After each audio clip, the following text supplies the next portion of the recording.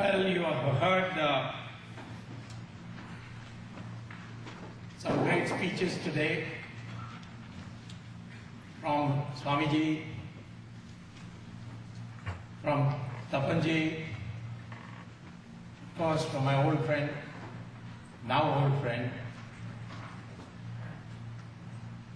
I mean, the old means I've known him for now a considerable period in quite great detail. Rajiv, and of course Kalyan Vishwanathan, been in touch with him for quite some time, and my host, friend Prakash Rao, and friends. I'll concentrate on the contours of what should be Hindu unity. We can get together as Hindus, that's not difficulty. We do. In Kumbh Mela, 1 crore people collect together. No government advertisement, no invitation, no subsidy, nothing. But 1 lakh people turn up. There's never a law and order problem. They don't even report thefts when that Kumbh Mela takes place. But all the Hindus come there for their personal salvation, not for bonding with other Hindus. We go to the temples for the same reasons, not for being with other Hindus in the temple, but for propositioning the God for something. So I am not talking about Hindu unity like a railway platform where people collect together. I am talking of a Hindu mindset. You must think like Hindus some part of the time. I'm not saying on a daily basis, for 24 hours a day, you should only thinking of the Hindu cause. But I'm saying that there are some issues which come up, and there you must bond as Hindus. It's an enormous power. We are, whatever the census results may be, not less than 80%. And if half of that, namely 40%, vote as one, we'll get 2/3 majority in parliament. But we don't vote as one.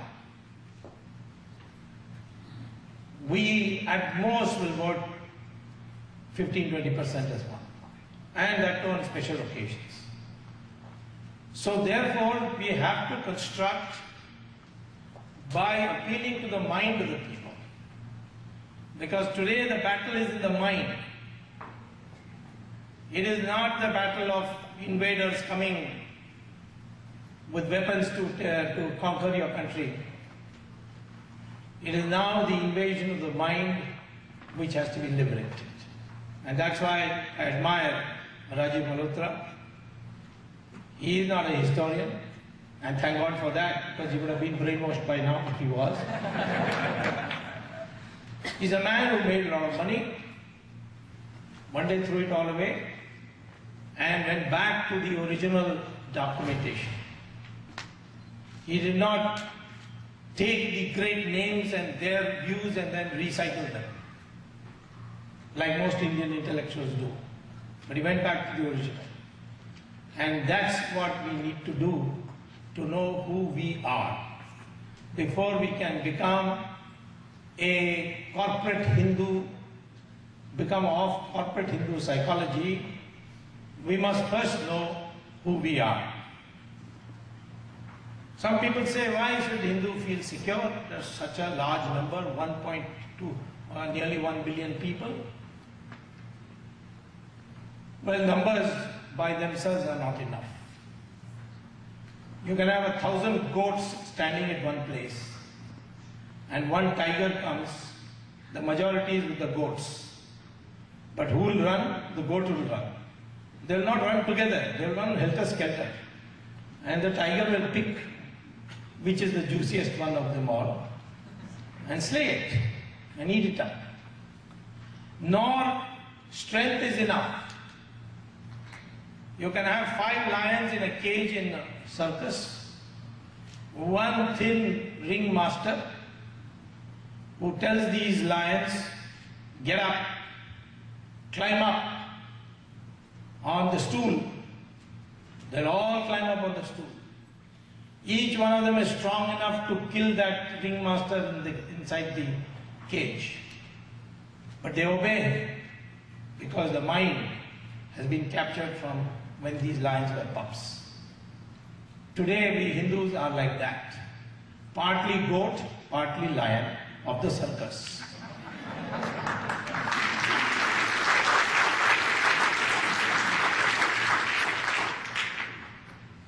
Now, what explains why we are silent when 500,000 Kashmiri Pandits have been driven out of Kashmir and are living in refugee camps since 1989, 22 years. Refugee camp in your own country. I think we have set up a world record. Somebody should send it to the Guinness Book of World Record. Only country where their own people live in a refugee camp in their own country. Nobody talks about it. Governments have come, governments have gone. Unfortunately, when I came into government, we didn't last very long. And the problem had not started really. I became a minister in 1990. This happened in 1989. And by the 500,000 people, it was only after 1995 they all came up. Article 370 of the Constitution says that in the argument of Jawaharlal Nehru was that it is required to keep the demographic nature and structure of Kashmir intact. Otherwise, others from India will go and settle there. Well, that means that article also applies for changing the demographic composition by driving out the Hindus. So today I have a right to restore the demographic composition as it existed at the time when Kashmir acceded to India. I can't ask the Kashmiri Pandits to go back, they will be butchered. But I can ask ex-servicemen. We have got 1 crore ex-servicemen, of which half of them are still fighting fit, because our servicemen retire at a very early age of 40, 45. Many of them are bored sitting at home. They are ready to sign up, give them weapons, give them money and say go and settle down in Kashmir. If they send out 500,000, we will send out double that number to settle.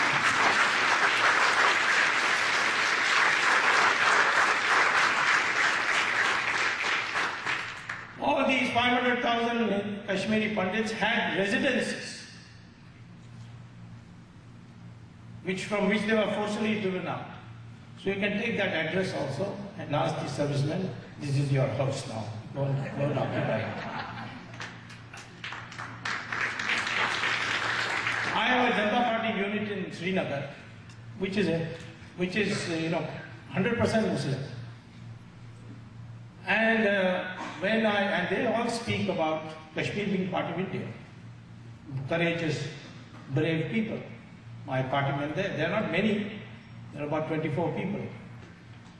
But when I had a meeting with the women of Kashmir, Muslim women, they told me that we don't want to be part of Pakistan.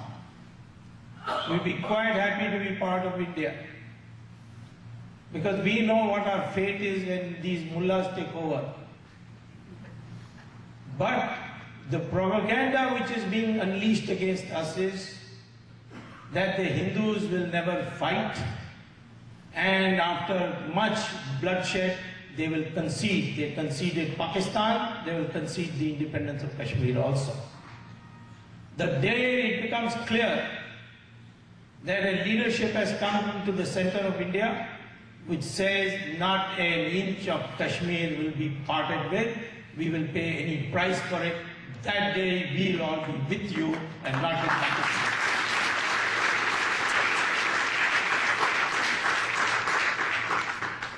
Kashmir is whose? It is ours. I don't need any document for it, although I have a document. That document is the instrument of accession. How was Pakistan created? 1947 June. The British Parliament passed a law, because there was no Pakistan at that time. They passed a law saying that because there are Muslims who don't want to live with Hindus under Hindu majority, those Muslims who don't want to live, we will create a separate country for them, and that was to be called Pakistan. And the resolution got passed. They also said, because the British only controlled 2/3 of United India, 1/3 was still under the Rajas, even though they had regions. The British had placed regions there. The Mysore Raja, they had Nizam of Hyderabad, there were about 600 Rajas.